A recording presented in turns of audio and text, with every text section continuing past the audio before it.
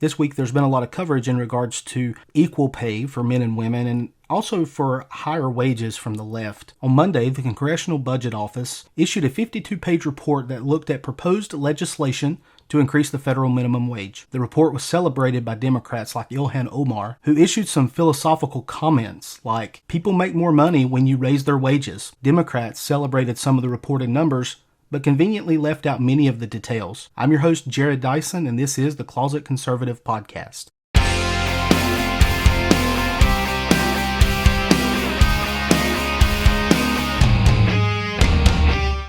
Democrats and media celebrated a CBO report this week that looked at raising the federal minimum wage to $15 per hour, as the radical left has proposed. Many celebrated things like the 27 million people that would see a pay raise, and the 1.3 million people that would move out of poverty. One comment on Twitter discussed the potential job losses that were in the report, saying that people would lose their jobs, but they're better off having no job with a $15 hour minimum wage than a job paying less than $15. While the left will celebrate the report, there were so many details in the report that were conveniently left out. The reported 27 million people that would see a pay raise is not quite true. The report only states that 17 million people would see a pay raise, but that 10 million people just above the $15 per hour mark might see an increase in pay, but there were no guarantees. So you can really only count on the 17 million that would be affected. The report also calls out that there will be an increase in unemployment due to this change. The report estimated that up to 3.7 million workers could lose their jobs as a result of the pay increase. The median estimate was 1.3 million workers. So the median estimate of everyone we move out of poverty, we've moved over to the unemployment line. Certainly seems like a valuable swap, doesn't it? The report continues saying there's a 33% chance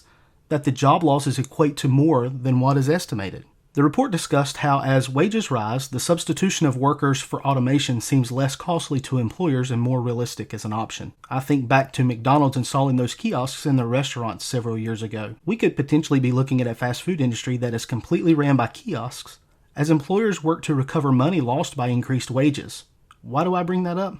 Because the report identifies that of those that are unemployed, almost half of those jobs will be in positions that are typically filled by teenage workers. The report outlines how part-time jobs and those without a high school diploma would also see an increase in unemployment. The report continues talking about how the increase in minimum wage would not only increase unemployment, but would cause a decrease in family earnings overall. The report discusses that while many will see increases in wages, actual overall wages across the country would decline for several reasons. First, the unemployment increases would decrease the amount of income being earned by those individuals. Decreased company profits would cause more businesses to raise their prices to offset the higher costs. This would lead to families spending more on products that they use every day. The exact numbers given were net income for workers would increase by $64 billion due to the pay increase. However, those unemployed would lose $20 billion.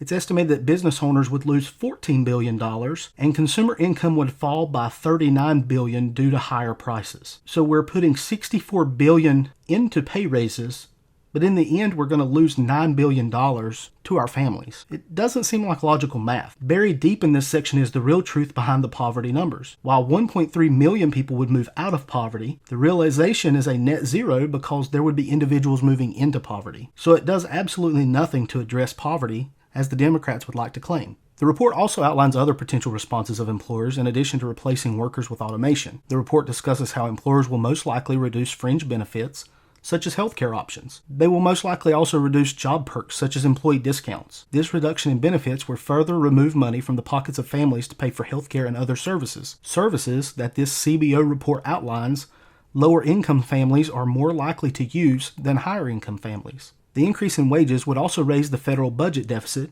due to increased payroll cost on federal employees. The last thing the report covers is how the rise in wages would affect the overall economy, not only through job losses, money coming out of families' pockets, but also through the reduction in national output and the loss of capital, such as buildings, technology, and machines. Businesses will no longer have the revenue needed to invest in those things, so the reduction makes sense in an effort to keep driving profits to shareholders. Many small businesses would struggle to stay in business with the wage increases. Small businesses are not the profit machines like many of their large counterparts, and they account for 47.5% of all U.S. employees according to the Small Business Association. This will lead to a need for expansion of big business and potentially government intervention. Any way you look at it, $15 minimum wage is a horrible suggestion and horrible legislation. The proposal takes money away from families more than it puts money back into families. It moves people from being employed to being unemployed.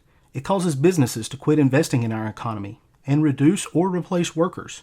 It causes potential losses in healthcare and other benefits that can be earned by employees. If it's so bad, then why are Democrats all for it? Well, there's several reasons that come to mind. First of all, anyone who loses their job or remains in poverty instantly becomes or continues to be reliant upon the government for support. If you lose your health care, the Medicare for All package will make you dependent upon the government for health care. This is all an effort to force the socialist plans of the radical left. While these are just the ones that you can find on the surface, there are other implications that could be buried deeper in the plans. We have witnessed the radical proposals by Bernie Sanders, Kamala Harris, AOC, Elizabeth Warren, and others, which go as far as to making businesses the enemy of the people. The federal government has proven it's not afraid to step in and run private businesses. Think back to Fannie Mae, Freddie Mac, AIG, etc. If businesses are made to be evil in the sight of the public, it certainly makes it easy for the federal government to step in and argue to nationalize a business. As mentioned before, as small businesses struggle, it may require the government to step in and support them or support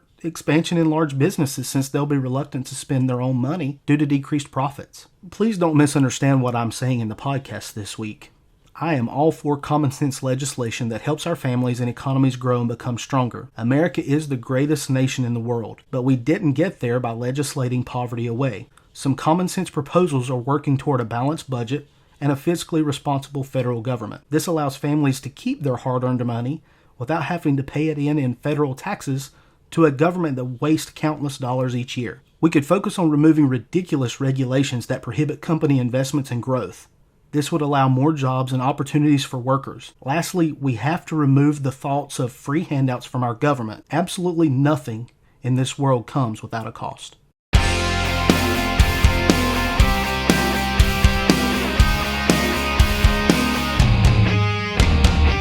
This is the Closet Conservative Podcast. All material copyright The Closet Conservative. Music courtesy of Greg Shields Music. Remember to subscribe to our podcast to receive all the latest episodes. We can also be found online at closetconservative.net or on Facebook and Twitter.